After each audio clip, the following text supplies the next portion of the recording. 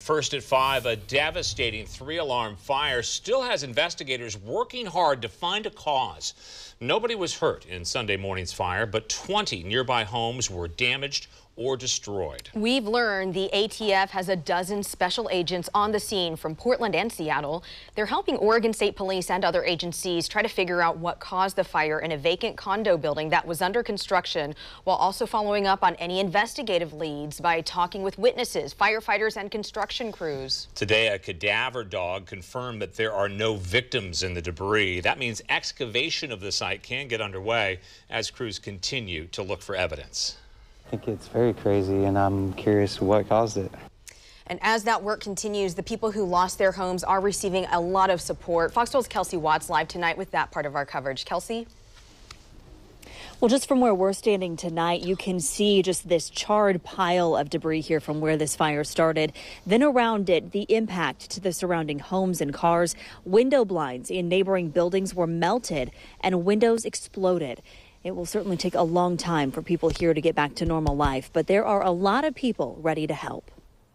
It was one of the explosions that woke me up. Angie Neal just moved into the Villebois neighborhood in January, and with this fire near her home Sunday morning, she was one of the countless people who evacuated. My neighbor came by, knocked on my door. I was already down the stairs. Now that the flames are out, the magnitude of what happened is starting to sink in.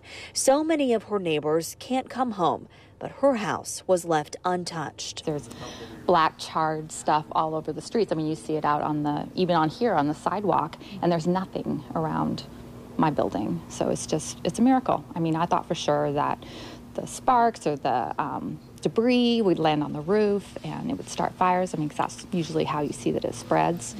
And we were just so fortunate. All those packets. Spared from the fire, she's doing what she can to help other families who weren't so lucky by bringing donations to the Quench Tap Room. You're terrified because you leave and you think, oh my gosh, I don't know what's going to happen to my place.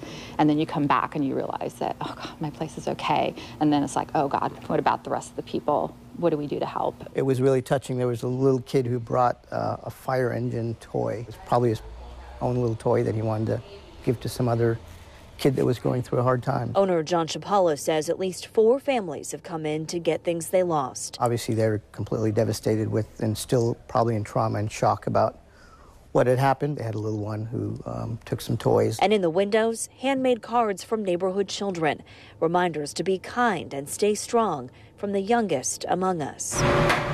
A few miles away at Luxe Sucre Desserts, it's a baking marathon. It felt like the right thing to do. As workers like Chanel Walters came in on their day off to make hundreds of cupcakes and cookies to sell as a fundraiser for the victims. The minute it happened, we kind of felt like, you know what, like we can do a bake sale, and then it kind of transpired into a much larger event and everybody wanted to jump on, and we're more than happy to facilitate that.